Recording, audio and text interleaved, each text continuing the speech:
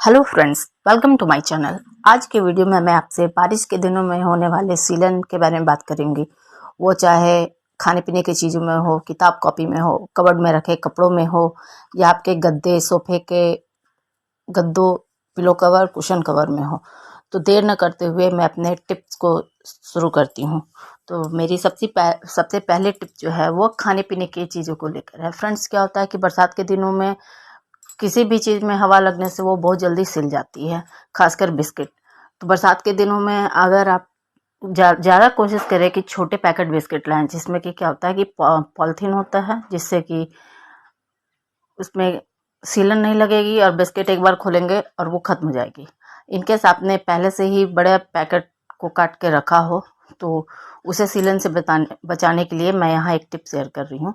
Friends, मैं यहाँ दिखा रही हूँ कि ये छोटे वाले जो पैकेट होते हैं, आजकल बिस्किट के अंदर भी इस तरह के प्लास्टिक के कवर आते हैं, जिससे कि छोटे छोटे पैकेट लेने से क्या होता है कि इसे आप खोल के भी रखेंगे तो इसमें सीलन नहीं लगती है। लेकिन बड़े पैकेट जो होता है, मान लीजिए आपने पहले से ही खोल के रखा हो तो उसमें सीलन लगने का डर हो, तो उससे बचने के लिए मैं यहाँ एक टिप शेयर कर रही हूँ।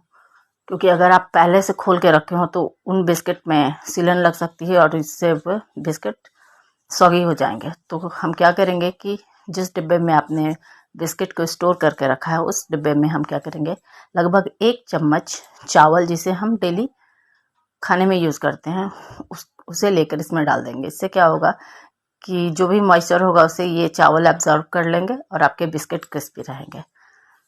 इसके बावजूद भी अगर बिस्किट सीलन कैच कर ले तो इसके लिए मैं नेक्स्ट वीडियो में एक टिप शेयर करूंगी। मेरी अगली टिप जो है वो किताब कॉपी को लेकर है। फ्रेंड्स, बरसात के दिन में अगर घर में भी रखा हुआ हो तो बुक में सीलन आ जाती है। इनकेस कभी आप बाहर भीग गए हो तो भीगने के कारण बुक में हल्का हल्का मॉइस्चर आ जाता है। तो उससे बचने के लिए हम क्या करेंगे कि ब्लैक बोर्ड पर लिखने वाले चॉक को लेंगे। ये चॉक मॉइस्चर को काफ़ी अच्छी तरह से ऑब्जर्व करता है। तो हम क्या करेंगे, सारे बुक के बीच में इस तरह से एक एक चॉक डाल देंगे। इससे क्या होगा कि जो बुक गीला नहीं हुआ है उसमें मॉइस्चर नहीं लगेगा, और जो बुक गीला हो चुका है उसके मॉइस्चर को ये चॉक एब्जॉर्ब कर लेगा और आपका बुक सूखा हो जाएगा, जो चिपचिपा भी नहीं लगेगा और आपको परेशानी नहीं होगी। आई होप आपको ये टिप पसंद आई होगी। मेरी अगली टिप जो है वो चौक को ही लेकर है। फ्रेंड्स, घर में क्या होता है कि बरसात के दिन में जो जो भी कपड़े हम रखते हैं, कबर्ड हो, दीवान हो, बक्सा हो, अटैची हो, उसमें एक बदबू आ जाती है और फंगस भी लगने का डर होता है। तो इसे हम बदबू और मॉइस्चर दोनों से बचाने के लिए क्या करेंगे कि उसके लिए भी हम इसी चॉक को यूज़ करेंगे। चॉक काफ़ी अच्छी मॉइस्चर को कैप्चर करता है। तो हम चॉक लेंगे, चॉक के साथ ही हम खुशबू के लिए यहाँ 2 कपूर की गोली लेंगे और कुछ नेफ्थलिन बॉल्स लेंगे। आप अपने पसंद के अनुसार इसे बढ़ा या घटा सकते हैं, क्योंकि अगर आपको इसकी खुशबू पसंद हो तो इसे आप इसके साथ रख देंगे, तो इससे कि कपड़े से बदबू नहीं आएगी और चॉक कपड़ों में मॉइस्चर नहीं लगने देगा। तो इस तरह से आप अपने रिक्वायरमेंट के अनुसार जितनी थैलियाँ बनानी हो उतनी बना लें और उसे अपने कबर्ड में, जहाँ आप डेली यूज़ के कपड़े रखते हो, अलमारी में जिसमें आप कभी कभार पहनने वाले कपड़े रखते हो, दीवान में, बक्से में या सूटकेस में इसे डाल दें, जिससे कि उसमें रखे हुए कपड़ों में मॉइस्चर भी नहीं आएगा और कपड़ों से बदबू भी नहीं आएगी। तो आई होप आपको ये टिप भी पसंद आई होगी।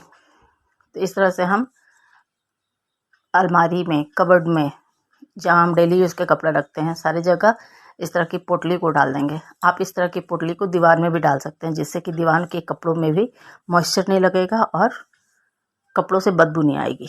मेरी अगली टिप जो है वो गद्दे को लेकर है। वो आपके बेड के गद्दे हो, सोफा के गद्दे हो, कुशन कवर हो या पिलो हो। बरसात के दिन में मॉइस्चर कैच करने से क्या होता है कि इसमें एक चिपचिपापन आ जाता है और बदबू भी आने लगती है। तो इसके मॉइस्चर को हटाने के लिए और बदबू को हटाने के लिए मैं 2 टिप शेयर कर रही हूँ। पहली टिप जो है उसमें हम बेकिंग पाउडर लेंगे, जिसे हम खाने में इस्तेमाल करते हैं।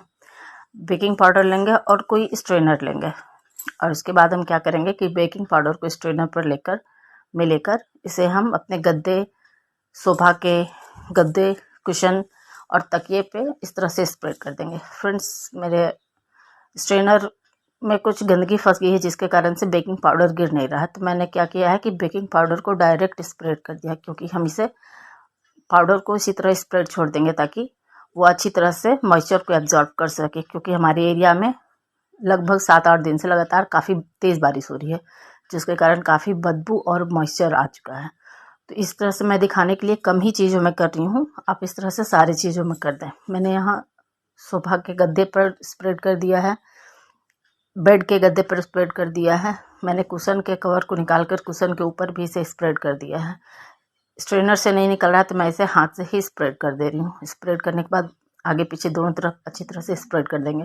पिलो और कुशन तो हल्का होता है, सोफा का गद्दा भी हल्का है, तो इसे हम दोनों तरफ से कर सकते हैं। लेकिन बेड वाले गद्दा काफ़ी भारी होता है, उसे हम पलट नहीं सकते हैं, तो एक ही साइड में हम इसे अच्छी तरह से स्प्रेड कर देंगे। क्वांटिटी अच्छी खासी रखें ताकि मॉइस्चर को अच्छी तरह से एब्जॉर्ब करे।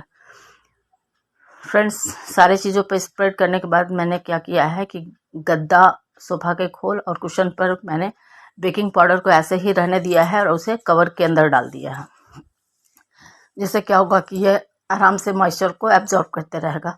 बाद में आप जब भी झाड़े तो इसे अच्छी तरह से झाड़ दें ताकि बेकिंग पाउडर जो है वो झड़ जाए और उसे आप साफ़ कर लें। इसके बाद मैंने यहाँ पिलो का कवर निकाला नहीं था, तो मैंने क्या किया कि पिलो को हम 20-25 मिनट रखने के बाद उसे अच्छी तरह से झाड़ लेंगे, क्योंकि पिलो को झाड़ेंगे नहीं तो पिलो पर सोने पर बेकिंग पाउडर हमें फील होगा, उसका कीड़ापन लगेगा।